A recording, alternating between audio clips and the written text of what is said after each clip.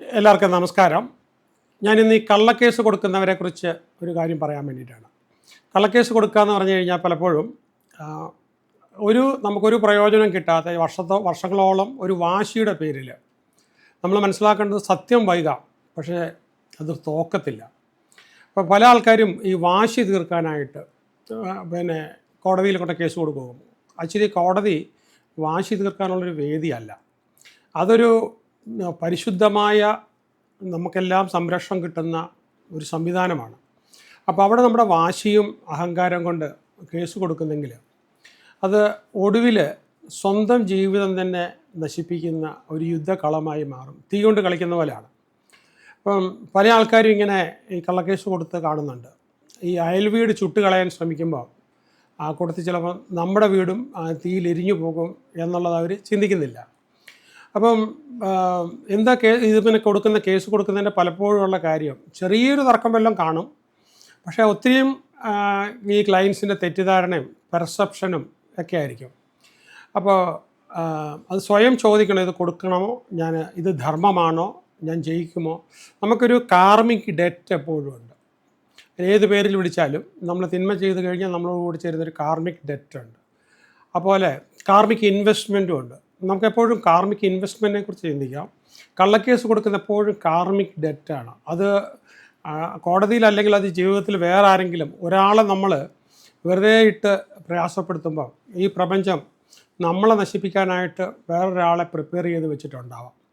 അപ്പോൾ ഈ നിയമപുസ്തകങ്ങളൊക്കെ ഉപയോഗിക്കുന്നത് ശരിക്കും പറഞ്ഞു കഴിഞ്ഞാൽ കേരളത്തിൽ സബ്ജക്റ്റീവായിട്ടുള്ള കേസ് നോക്കുമ്പോൾ ഒരുപാട് കേസസാണ്. ഒരു ജഡ്ജ് സാധാരണ കോടതിയിൽ പോലും 100 കേസുകളാണ് ഒരു ജഡ്ജ് ഡിസ്പോസ് ചെയ്യേണ്ടതായിട്ട് വരുന്നത്. അപ്പോൾ ഈ ശരിക്കും പറഞ്ഞു കഴിഞ്ഞാൽ പല കേസും എടുത്തു നോക്കുമ്പോഴത്തേക്ക് അതിനകത്ത് കാര്യമായ ഒന്നും തന്നെ കാണത്തില്ല. അപ്പോൾ ഒരു കേസിൻ്റെ ഏറ്റവും വലിയ ശത്രു എതിർഭാഗമല്ല, സത്യമാണ്. ഇപ്പോൾ സത്യം നമ്മൾ എത്ര മറച്ചു വെച്ചാലും ശരി, മേഘങ്ങൾ സൂര്യനെ മറച്ചു വെച്ച് കഴിഞ്ഞാലും ശരി, കുറച്ച് കഴിയുമ്പോഴത്തേക്കും മേഘത്തിനിടയ്ക്കോടെ സൂര്യൻ പുറത്തേക്ക് വരും എന്നതുപോലെ തന്നെയാണ്. ഇനിയിപ്പോൾ ഒരു കേസിൽ എന്തെങ്കിലുമൊക്കെ ബുദ്ധിമുട്ട് എതിർകക്ഷിക്കുണ്ടാകും, പ്രയാസങ്ങളുണ്ടാകാം, താൽക്കാലികമായിട്ടൊരു ന്യൂസൊക്കെ ചിലപ്പോൾ കൊടുക്കാൻ പറ്റും. പക്ഷേ അതെല്ലാം പോയി കഴിഞ്ഞാലും അതിൻ്റെ ഒരു 10 ഇരട്ടി 100 ഇരട്ടി 1000 ഇരട്ടിയായിട്ട് കള്ളക്കേസ് കൊടുക്കുന്നവരുടെ ജീവിതത്തിലേക്ക് വന്ന് അതൊരു വലിയ കൊടുങ്കാറ്റ് പോലെ നമ്മളെ നശിപ്പിക്കും. ഈ അപകീർത്തിപരമായ വ്യാജ ആരോപണങ്ങൾ, ചില ആൾക്കാർ വിചാരിക്കുന്നത് കേസിനകത്ത് നമ്മൾ എഴുതി ചേർക്കുകയാണ്, വ്യാജ ആരോപണങ്ങൾ എഴുതി ചേർത്ത് കഴിഞ്ഞാൽ അപ്പോൾ അത് കോടതിയോടല്ലേ കൊടുക്കുന്നത്, അത് ഡിഫമേഷൻ ആകില്ല എന്നാണ്. പക്ഷേ അതിനെക്കുറിച്ച് കുറച്ചുകൂടെ കൂടുതൽ ആഴത്തിൽ പഠിക്കുമ്പോഴത്തേക്കും ഗുരുതരമായ സംഭവം. കാരണം എന്ന് വെച്ചാൽ നമുക്കിനി ഒന്നും പറയാൻ പറ്റത്തില്ല, വ്യക്തമായ തെളിവാണ്. അപ്പോൾ ഈ ഡിഫമേഷൻ വളരെ ചെറുതായിട്ട് കാണുന്ന ആൾക്കാരുണ്ട്. അപ്പോൾ അത് വളരെ നിസ്സാരമായിട്ട് കൊടുക്കുന്ന പൊതുപ്രവർത്തകർക്ക് വരുന്ന ഡിഫമേഷനാണ്. വളരെ സാരമായിട്ട് വരുന്ന ഡിഫമേഷൻ കോടികൾ വിധി കൽപ്പിക്കുന്ന നഷ്ടം കൊടുക്കുന്ന സാധ്യതയും കേരളത്തിൽ തന്നെ ഉണ്ടാകുന്നുണ്ട്. പുറത്താണെങ്കിൽ പറയാനുമില്ല. അപ്പോൾ എപ്പോഴും ഈ നഷ്ടപരിഹാരം നമ്മൾ കൊടുക്കാനായിട്ട്, അപ്പോൾ ഒരിക്കൽ നമ്മൾ കൊടുക്കുന്ന കള്ളമാണ്, ഇല്ല നമ്മുടെ തെറ്റിദ്ധാരണയാണ്, റോങ് പെർസെപ്ഷനാണ്, കോടതിയെ നമ്മൾ മിസ്യൂസ് ചെയ്തതാണ് എന്ന് നമുക്ക് കോടതി മനസ്സിലാക്കിയാൽ. ഇപ്പോൾ ഓർക്കേണ്ട കാര്യം, ഈ വിഷം കലർത്തിയ വെള്ളം ഒരുപക്ഷെ ആദ്യം കുടിക്കുന്നത് ഈ വിഷം കലർത്തിയ ആൾ തന്നെ ആവാം.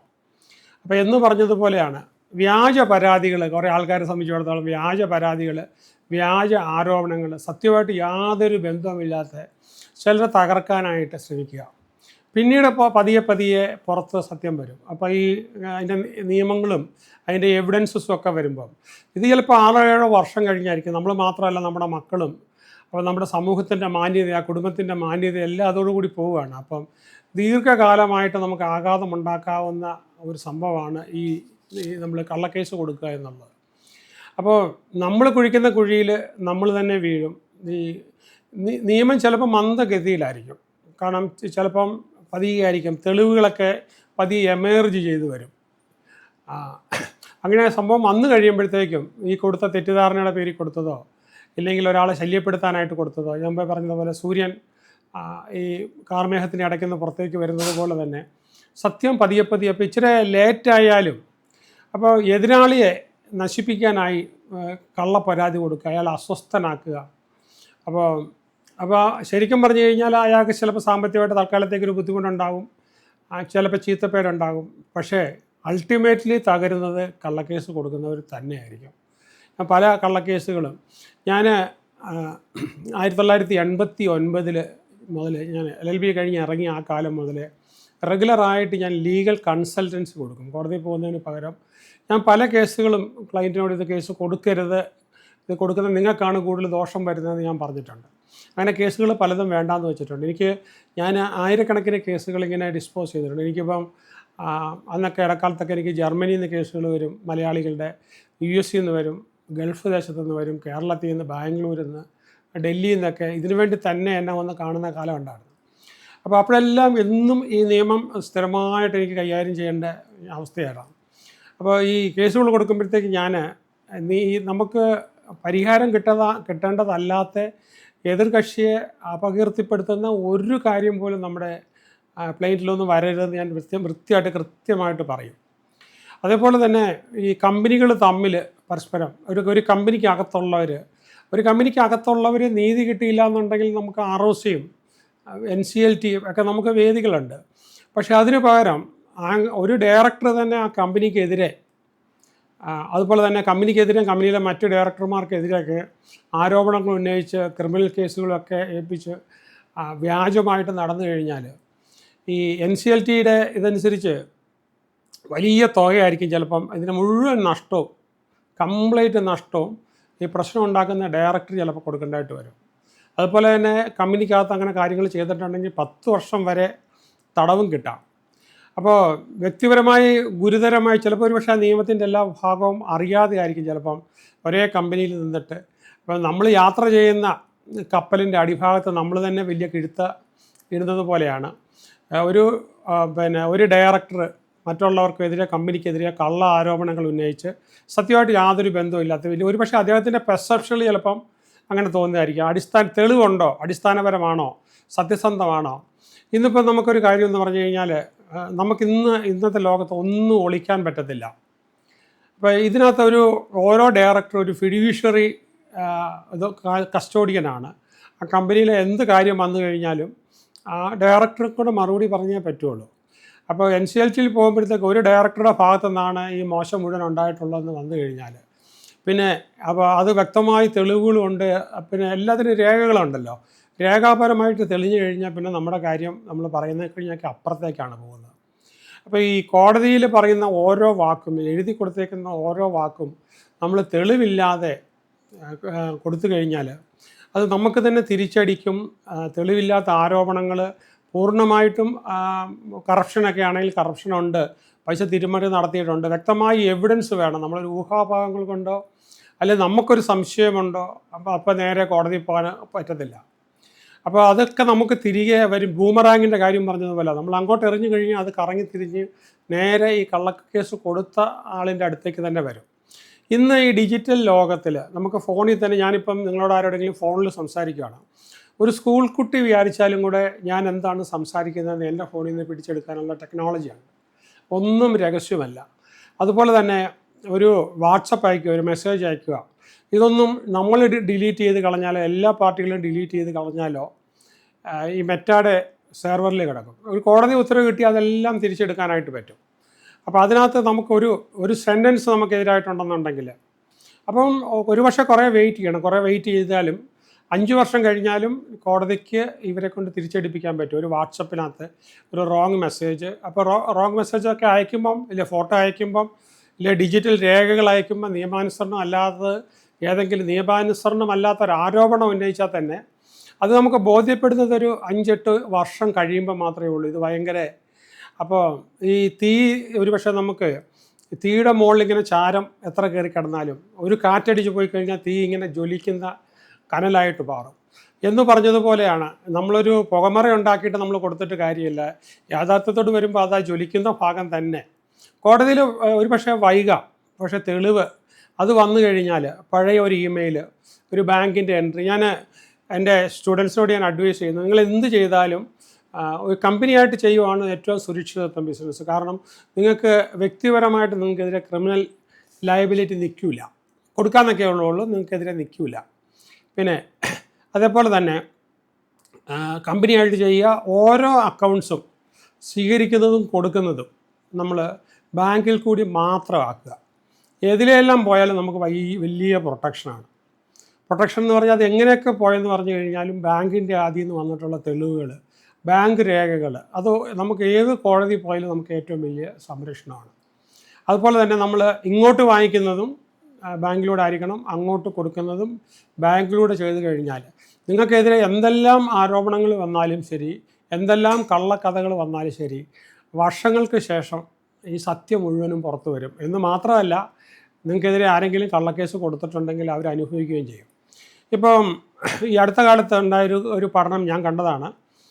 ഗ്ലോബലി, ഇന്ത്യയിലും ഒക്കെ ആയിട്ട് ഈ 15% രോഗങ്ങളുടെ ഡോക്ടർമാർ ചെയ്യുന്ന ഡയഗ്നോസിസ് തെറ്റായ ഡയഗ്നോസിസ് ചെയ്തിട്ടാണ്. അപ്പോൾ അവിടെ നമുക്ക് എന്ത് ചെയ്യാൻ പറ്റും? നമ്മൾ നിസ്സഹായരാണ്, രോഗിയാണ്. അവിടെ നമുക്ക് ചെയ്യാൻ പറ്റുന്നതെന്ന് പറഞ്ഞു കഴിഞ്ഞാൽ, നമുക്കൊരു രോഗമുണ്ടെന്ന് പറഞ്ഞു കഴിഞ്ഞാൽ രണ്ടാമത് മറ്റൊരു ഡോക്ടറെ അടുത്ത് പോവുക, സെക്കൻഡ് ഒപ്പീനിയൻ, തേർഡ് ഒപ്പീനിയൻ എടുത്ത് അത് കൺഫേം ചെയ്യുക. അപ്പോൾ ഈ കാര്യം ഒന്നും പറയാതെ വളരെ വിദഗ്ധനായ ഒരാളിൻ്റെ അടുത്ത് ചികിത്സിക്കണമെന്നില്ല. എന്നതുപോലെ തന്നെ നമ്മളൊരു കേസ് പെർസ്യൂ ചെയ്യുമ്പോൾ ഈ സത്യസന്ധന്മാരായ വലിയ സീനിയർ വക്കീലുമാരുണ്ട്. കള്ളക്കേസാണെങ്കിലും അവരെടുക്കത്തൊന്നുമില്ല. അവർക്ക് ഈ പറഞ്ഞ പോലെ പലപ്പോഴും കൺസൾട്ടൻസിയിലൊക്കെ വളരെ താല്പര്യമാണ്.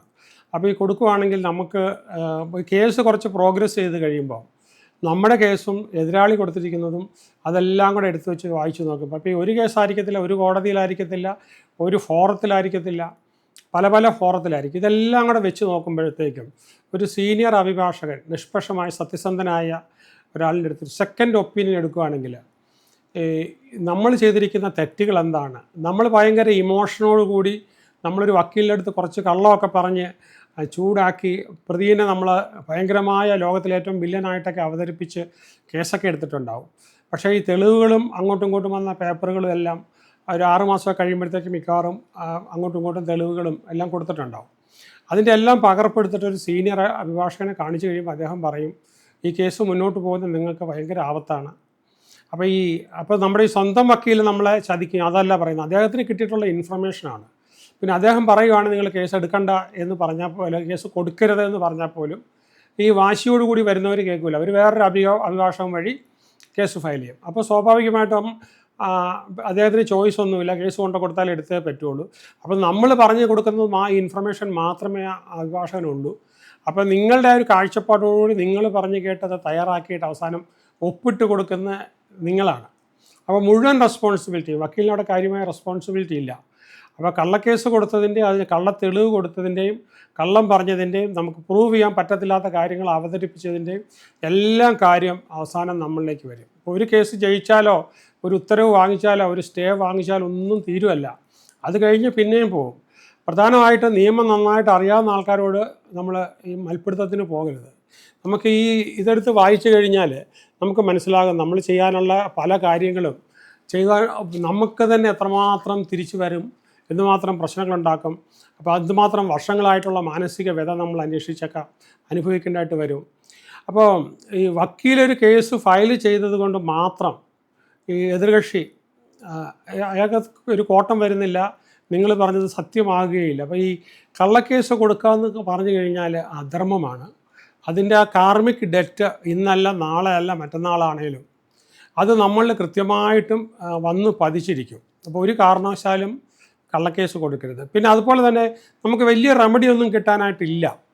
ഈ കേസ് മുന്നോട്ട് പോയാലും കാര്യമായ റെമഡി ഒന്നും കിട്ടാനില്ലെങ്കിലും ആ അവസരത്തിൽ നമ്മൾ കേസ് കൊടുക്കരുത്. ഇപ്പോൾ ഗവൺമെൻറ്റിനെതിരെയൊക്കെ നമുക്ക് നോക്കുകയാണെങ്കിൽ എന്തെല്ലാം പിഴവുകൾ വരുന്നുണ്ട്, സർക്കാർ ഉദ്യോഗസ്ഥരുടെ കയ്യിൽ നിന്നൊക്കെ എന്തെല്ലാം പിഴവുകൾ വരുന്നുണ്ട്. ഇപ്പം നമുക്കെതിരെയുള്ള റിപ്പോർട്ടൊക്കെ അവർ തെറ്റായിട്ട് എഴുതി കഴിഞ്ഞാൽ 2-3 വർഷം അകത്ത് കിടക്കാവുന്ന ശിക്ഷയുണ്ട്. സാറിന് ആരും പോകാറില്ല. അപ്പോൾ ഈ കള്ളസാക്ഷിയും കള്ളരേഖയൊക്കെ നമ്മൾ ഉണ്ടാക്കിക്കൊണ്ട് വന്നു കഴിഞ്ഞാൽ എതിർകക്ഷി വളരെ കഴിവുള്ളവനാണെങ്കിൽ, നിയമത്തെക്കുറിച്ച് അറിയാവുന്നവരാണെങ്കിൽ അവർ ശാന്തരായിട്ടിരിക്കും. അപ്പോൾ അത് പിന്നീട് വന്ന് നിയമപരമായിട്ടും സാമൂഹികമായിട്ടും ഈ കൊടുക്കുന്ന ആളിന് തന്നെ വലിയ നഷ്ടമുണ്ടാകും. അപ്പോൾ ഈ മണലിൽ നമ്മൾ കെട്ടിടം വെച്ച് കഴിഞ്ഞാൽ, മണലിൽ നമ്മൾ വിത്ത് കൊണ്ട് നട്ട് കഴിഞ്ഞാൽ അതിന് വേരുറക്കത്തില്ല എന്ന് പറഞ്ഞ പോലെ തൽക്കാലത്തേക്ക് നമ്മുടെ ഒരു അഹങ്കാരത്തിനും ഈഗോയ്ക്കും, അപ്പോൾ ഇതുവഴി നമുക്ക് ഉള്ള കാര്യം എന്ന് പറഞ്ഞാൽ വർഷങ്ങളായി നമുക്കുള്ള സമ്പാദ്യം, പിന്നെ നമ്മുടെ ഏറ്റവും പ്രൊഡക്റ്റീവായ സമയം മുഴുവനും ഇതിലേക്ക് പോകുന്നു. പിന്നെ അത് നമ്മൾ പിന്നെ സൂക്ഷിച്ചിരിക്കണം. കാരണം തീപ്പൊരി നമ്മൾ കൊടുത്തു കഴിഞ്ഞു. അപ്പോൾ ഒരു തീപ്പൊരി ചിലപ്പോൾ ഒരു കാടിനെ ചാരമാക്കുന്നത് പോലെ നിങ്ങൾ ഇത്രയും കാലം ചെയ്ത ഈ ഒരു കള്ളക്കേസ് കൊടുത്തതിൻ്റെ പേരിൽ സകല സ്വത്തുക്കളും. അപ്പം അതുകൊണ്ട് വക്കീലിനോട് സത്യം മറച്ചു വെക്കരുത്. ഈഗോയുടെ പേരിൽ കൊടുക്കുന്നതാണെങ്കിൽ സത്യം എന്താണ് രണ്ട് സൈഡും പറയണം. അത് പലപ്പോഴും പല വക്കീലും അറിയുന്നത് കേസിൻ്റെ അവസാനമാണ് അറിയുന്നത്. എതിർകക്ഷി നല്ലവനായിരുന്നു, ധർമ്മിഷ്ഠനായിരുന്നു. അപ്പോൾ ഡോക്ടറോട് രോഗലക്ഷണങ്ങൾ മറച്ചു വെക്കുന്ന പോലെയാണ് എല്ലാ വശവും നമ്മുടെ വക്കീലിനടുത്ത് പറയണം. ഇല്ല നമ്മൾ അവിടെ പോയി അദ്ദേഹത്തെ തെറ്റിദ്ധരിപ്പിച്ച് കഴിഞ്ഞാൽ ഫൈനലി അതിൻ്റെ ദോഷം കിട്ടുന്നത് നമുക്ക് തന്നെ ആയിരിക്കും. വലിയ അപകടകരമായ ഒരവസ്ഥയാണ്. അപ്പോൾ ജീവിതത്തിലെ ഏറ്റവും വലിയ സുരക്ഷ എന്ന് പറയുന്നത് നമുക്കെല്ലാം നിയമത്തിലാണ്. ഇപ്പോൾ കോടതി പറഞ്ഞാലും പോലീസ് പറഞ്ഞാലും ആര് പറഞ്ഞാലും നമുക്ക് നമ്മുടെ കൂട്ടായിട്ടുള്ള സത്യസന്ധതയാണ്. അത് സൂക്ഷിക്കാനായിട്ട് നമുക്ക് കോടതിയാണുള്ളത്. നമ്മൾ ചരിത്രം നോക്കിയാലും സമൂഹത്തെ നോക്കിയാലും മനസാക്ഷി നോക്കിയാലും കാർമിക് ഡെറ്റ് നോക്കിക്കഴിഞ്ഞാലും നമ്മൾ കള്ളക്കേസുകൾ കൊടുക്കരുത് ഒരു കാരണവശാലും. കള്ളക്കേസുകളും പ്രയോജനം ഉണ്ടാകാൻ ചാൻസ് ഇല്ലാത്തതും മറ്റുള്ളവരെ ശല്യപ്പെടുത്താനായിട്ട് നമ്മുടെ ഈഗോ തീരാനുമായിട്ടുള്ള കള്ളക്കേസ് കൊടുക്കരുത്. അതുകൂടാതെ തന്നെ അതിന് പല പല ഡയമെൻഷൻസ് കാണും. അത്രയും വിവരം നമുക്ക് കാണത്തില്ല. നിയമം വളരെ വിശദമായിട്ട് അറിയാവുന്ന ആൾക്കാർക്കായിരിക്കും നമ്മൾ ഈ കൊടുക്കുന്ന കാര്യത്തിൽ ഈ നമ്മളെ കൊടുക്കാനായിട്ടുള്ള കയറാണ് നമ്മുടെ കഴുത്തിലിട്ടിട്ടാണ് നമ്മൾ എതിർകക്ഷിയുടെ കയ്യിൽ കൊടുക്കുന്നത്. അപ്പോൾ നമ്മൾ കൊടുത്തിട്ടുള്ള പല സാധനങ്ങളും നമുക്ക് തിരിച്ച് നമ്മുടെ ഒരു ഈഗോയുടെ പേര് നമ്മൾ ചിലപ്പോൾ അത് അറിയില്ല. നമുക്കൊരു വാശിയുടെ പേരിൽ കോടതിയിൽ വിളിപ്പിച്ച് കളയാം. അപ്പോൾ കള്ളക്കേസ് കൊടുത്ത ഒരാളെ തകർക്കാനായിട്ട് ശ്രമിക്കുമ്പോഴത്തേക്കും അവർ സ്വന്തം വിശ്വാസ്യത മാത്രം പോവുകയല്ല. ഞാൻ പറഞ്ഞില്ല, കഴുത്തിൽ കയറിട്ടിട്ട് കൊടുക്കുന്ന പോലെയാണ്. മറുകക്ഷി നല്ല നല്ല നിയമപരിചയമുള്ള ആളാണെങ്കിൽ, അയാൾ സത്യസന്ധനുമാണെന്നുണ്ടെങ്കിൽ അയാൾ എന്തായാലും അയാളുടെ ക്രെഡിബിലിറ്റിയെ നമ്മൾ ക്വസ്റ്റ്യൻ ചെയ്യുവാണ്, അയാളുടെ ഇൻറ്റഗ്രിറ്റീനെ ക്വസ്റ്റ്യൻ ചെയ്യുകയാണ്. ഏതൊരാളും ഈ ക്ഷമിക്കുകയല്ലാത്തൊരു സാധനമാണ് നമ്മുടെ ഇൻറ്റഗ്രിറ്റിയെ ക്വസ്റ്റ്യൻ ചെയ്യുക. നീ കട്ടു, ഇല്ല നീ തിന്മ ചെയ്തു, നീ വെട്ടിച്ചു, നീ പറ്റിച്ചു എന്നൊക്കെ പറഞ്ഞു കഴിഞ്ഞാൽ, തെളിവില്ലാതെ പറഞ്ഞു കഴിഞ്ഞാൽ പിന്നെ ഒരു കക്ഷിയും വെറുതെ വിടത്തില്ല. അപ്പോൾ പിന്നെ അതിനകത്തൊരു ചെറിയ വിട്ടുവീഴ്ച പോലും കിട്ടത്തില്ല. ഇത് തന്നെയാണ് കോടതിക്ക് ചെല്ലുമ്പോഴും. കോടതി ഇതെല്ലാം കണ്ടു കഴിയുമ്പോൾ അപ്പോൾ ഈ 1 വർഷം കൊണ്ട് 2 വർഷം കൊണ്ട് 5 വർഷം കൊണ്ടല്ല. അപ്പോൾ കോടതിയെ വഞ്ചിക്കാൻ ശ്രമിച്ചിട്ടുണ്ടെങ്കിൽ അത്, പോലീസിനെ വഞ്ചിക്കാൻ ശ്രമിച്ചിട്ടുണ്ടെങ്കിൽ അത്, നിയമവ്യവസ്ഥയെ ദുരുപയോഗം ചെയ്ത് കേസെടുത്തിട്ടുണ്ടെങ്കിൽ അത്, അതുപോലെ തന്നെ തെളിവില്ലാതെ, നമുക്ക് വ്യക്തമായ തെളിവില്ലാതെ നമ്മൾ കട്ടു, മോഷ്ടിച്ചു, ഇല്ലെങ്കിൽ അത് ചെയ്തു, കറപ്ഷൻ നടത്തി, ഇങ്ങനെയുള്ള കാര്യങ്ങളൊക്കെ നമ്മൾ പറഞ്ഞിട്ടുണ്ടെങ്കിൽ അതിന് പ്രധാനമായിട്ട് നല്ല റെപ്യൂട്ടേഷനുള്ള ആളാണ് അയാൾ. അനേക വർഷങ്ങളുടെ കഠിനാധ്വാനം കൊണ്ടായിരിക്കും അയാൾക്ക് ഇത്ര റെപ്യൂട്ടേഷൻ ഉണ്ടായിട്ടുള്ളത്. നിങ്ങളുടെ ഒരാളിൻ്റെ പെർസെപ്ഷനിൽ നിങ്ങൾക്ക് അയാൾ ചെയ്യുന്നതിനകത്ത് ഫ്രോഡുണ്ടെന്ന് നിങ്ങൾ വിചാരിച്ച് കാണും. പക്ഷേ ഒരു ഫ്രോഡും കാണത്തില്ലായിരിക്കും. അയാളുടെ കയ്യിൽ വ്യക്തമായി, ഞാൻ മുമ്പേ പറഞ്ഞില്ലേ, നമ്മുടെ കയ്യിലുള്ള തെളിവുകൾ മുഴുവനും ബാങ്കിൽ കൂടെ തന്നെ ഡീൽ ചെയ്യുന്ന, എല്ലാം ഡിജിറ്റലാണ്. അപ്പോൾ അയാളൊന്നും പറയണ്ട, ബാങ്കിൻ്റെ ആ ഡീറ്റെയിൽസ് എടുത്ത് കൊടുത്താൽ മതി. അതല്ലാതെ ഒരു കാര്യവും ചെയ്തിട്ടില്ലെങ്കിൽ എന്ത് ചെയ്യാൻ പറ്റും? അതുപോലെ തന്നെ ഞാൻ പറഞ്ഞു, ഡിജിറ്റൽ രേഖകൾ, അത് സംസാരിച്ചിട്ടുള്ളത്, മൊബൈലിൽ കൂടെ വന്നിട്ടുള്ളത്, വാട്സപ്പ് ചെയ്തിട്ടുള്ളത്. അപ്പോൾ ഇതിനകത്തെല്ലാം ഏതെങ്കിലും തെറ്റായ സംഭവങ്ങൾ വന്നിട്ടുണ്ടെങ്കിൽ നമ്മുടെ ജീവിതം ഇന്നല്ല നാളെയാണെങ്കിലും അവസാനിക്കുക. പ്രത്യേകിച്ചും എതിർകക്ഷി ഈ പറഞ്ഞ പോലെ അദ്ദേഹത്തിൻ്റെ ഇൻറ്റഗ്രിറ്റീനെ ചോദ്യം ചെയ്യുന്ന രീതിയിൽ വന്നു കഴിഞ്ഞാൽ അദ്ദേഹം ഈ ഡിജിറ്റൽ തെളിവുകൾ മുഴുവൻ എടുക്കും. അപ്പോൾ ചില ക്ലയൻസ് ആണെങ്കിൽ കോടികൾ നഷ്ടപ്പെട്ടാലും അവരുടെ വിശ്വാസ്യത ലോകത്തിൻ്റെ മുന്നേ വിളിച്ചു പറയാനായിട്ട് നിങ്ങൾ എത്ര ഡിലീറ്റ് ചെയ്ത് കളഞ്ഞ വിവരങ്ങളും, ഇല്ല നിങ്ങൾ കാണിച്ചിട്ടുള്ള ഫോൺ കോളുകളോ, ഈ ഒരുപാട് സാഹചര്യത്തിൽ ഇത് നിങ്ങൾ സ്വപ്നത്തിൽ പോലും വിചാരിക്കത്തില്ല ഇങ്ങനെ ഒരാൾക്ക് എടുക്കാൻ പറ്റുമെന്ന്. അപ്പോൾ ഫോറൻസിക്കായിട്ട് അപ്പോൾ നമ്മൾ വർക്ക് ചെയ്തിട്ടുണ്ടെങ്കിൽ അതിൻ്റെ തെളിവുകൾ, അതിൻ്റെ നീളം, വീതി, അതിൻ്റെ ഘനം, അതിൻ്റെ ക്വാളിറ്റി, ഇതൊക്കെ നമുക്ക് കോടതി കൊടുക്കാനായിട്ട് ആളുണ്ട്. അതിനൊക്കെ നമുക്ക് ഫോറൻസിക് ഓഡിറ്റ് ഉണ്ട്. പിന്നെ നമ്മുടെ ബാങ്കുമായിട്ട് ബന്ധപ്പെട്ടതോ കമ്പനിയുമായിട്ടുള്ള ബന്ധപ്പെട്ടതോ ബിസിനസ് പരമായിട്ടുള്ളതൊക്കെ ആണെങ്കിൽ കോടതി ഒരു ഫോറൻസിക് ഓഡിറ്ററെ അപ്പോയിൻറ്റ് ചെയ്ത് കഴിഞ്ഞാൽ ഈ ബാങ്ക് സ്റ്റേറ്റ്മെൻറ്റും പോക്കുവരവുകളും ചെലവുകളും നോക്കി കൃത്യമായിട്ട് കോടതിക്ക് റിപ്പോർട്ട് കൊടുക്കും. അപ്പോൾ അവിടെ നമ്മുടെ ഒരു തെറ്റിദ്ധാരണയുടെ പേരിൽ ഒരിക്കലും നമ്മളൊരു കേസിന് പോകരുത്. അപ്പോൾ പലപ്പോഴും നമുക്ക് CCTV, ഇല്ലെങ്കിൽ കോൾ റെക്കോർഡുകൾ, ഇല്ലെങ്കിൽ ബാങ്ക് ഇടപാടുകൾ, ഇല്ലെങ്കിൽ നമ്മുടെ GPS പൊസിഷൻസ്, ഇങ്ങനെയുള്ള പല കേസുകളിൽ അത് വഴിത്തിരിവായി വരാറുണ്ട്. അപ്പം നമ്മുടെ ഡിജിറ്റൽ അക്കൗണ്ട് ആണെങ്കിൽ ഒന്നും പേടിക്കേണ്ട കാര്യമില്ല, മുഴുവനും തെളിവാണ്. അപ്പോൾ അവരെ നമുക്ക് ഒരു പക്ഷേങ്കിലും പറഞ്ഞ് വാക്കാൽ പറഞ്ഞ് കുറേ മനുഷ്യരെയോ കോടതിയെയോ മീഡിയയൊക്കെ നമുക്ക് തെറ്റിദ്ധരിപ്പിക്കുകയോ നമ്മുടെ ഈഗോ തീർക്കാനോ അഹങ്കാരത്തിനൊക്കെ വേണേൽ ശ്രമിച്ചു നോക്കാം. പക്ഷെ ഒരു കാര്യം മനസ്സിലാക്കേണ്ടത്, നമ്മൾ ഒരു അഭിഭാഷകനെ തെറ്റിദ്ധരിപ്പിച്ച് കോടതിയിൽ ഒരു കേസ് വന്നുകൊണ്ട് അത് പിന്നീട് അയാളുടെ തെറ്റിദ്ധാരണ കൊണ്ട് നിങ്ങൾ തെറ്റിദ്ധരിപ്പിച്ചത് കൊണ്ട് വന്നിട്ടുള്ളതാണ്. ഒരു കക്ഷിക്ക് ചിലപ്പം കോടതി വന്നാൽ കേസെടുക്കാതിരിക്കാൻ പറ്റത്തില്ല. കേസ് കൊടുക്കാനുള്ള ഫണ്ടമെൻ്റൽ റൈറ്റ് നമ്മുടെ ഭരണഘടന നമുക്ക് തന്നിട്ടുണ്ട്. പക്ഷേ അതിൽ കള്ളമാണെങ്കിൽ, തട്ടിപ്പാണെങ്കിൽ, സത്യം മറച്ചു വെച്ചതാണെങ്കിൽ, അല്ലെങ്കിൽ നമ്മുടെ ഈഗോ തീർക്കാനാണെങ്കിൽ, അല്ലെങ്കിൽ തെളിവുമായിട്ട് യാതൊരു ബന്ധവും ഇല്ലാത്തതാണെങ്കിൽ, ഇല്ല വർഷങ്ങളോളം കേസ് നടത്തിയതിന് ശേഷം, അപ്പം പല കേസും നമ്മൾ പെട്ടെന്ന് തീരുമെന്ന് പ്രതീക്ഷിക്കരുത്. ചിലപ്പോൾ 8-10 വർഷമൊക്കെ എടുക്കും. ഈ 10 വർഷമൊക്കെ കഴിയുമ്പോഴത്തേക്കും ഈ കള്ളക്കേസ് കൊടുത്ത ആൾക്കാർ ഒരു കേസല്ല പല കേസ് പല വിധത്തിലുള്ള പല കോടതികളും പലയിടത്തുനിന്നും, അതിന് ഒരുപാട് കോൺസിക്വൻസസ് ഉണ്ട്. നമ്മളിങ്ങനെ പ്ലെയിനായിട്ട് പറഞ്ഞ ആൾക്കാർ മനസ്സിലാവില്ല.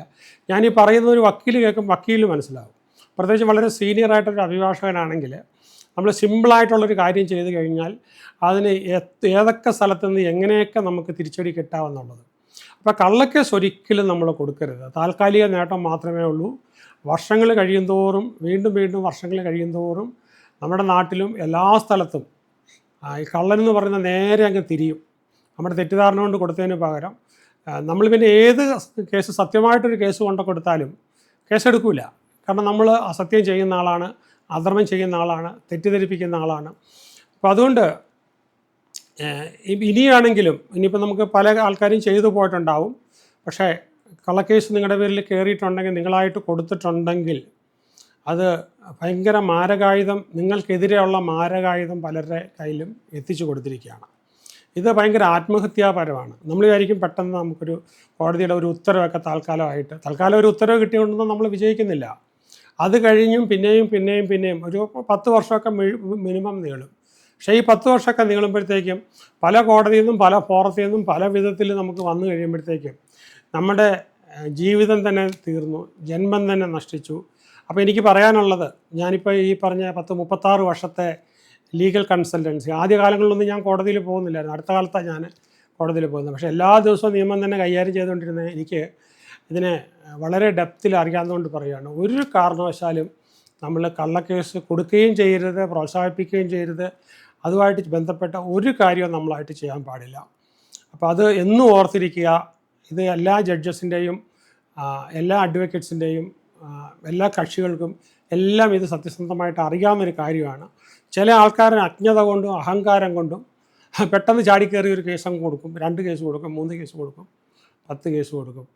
സർവനാശമായിരിക്കും നമുക്ക് പിന്നീട് വരാൻ പോകുന്നത്. അത് വരാതിരിക്കട്ടെ. ആ വിപത്തിൽ നിന്ന് നമുക്ക് മാറാനും രക്ഷപ്പെടാനും ഈശ്വരൻ നിങ്ങളെ സഹായിക്കട്ടെ. All the best.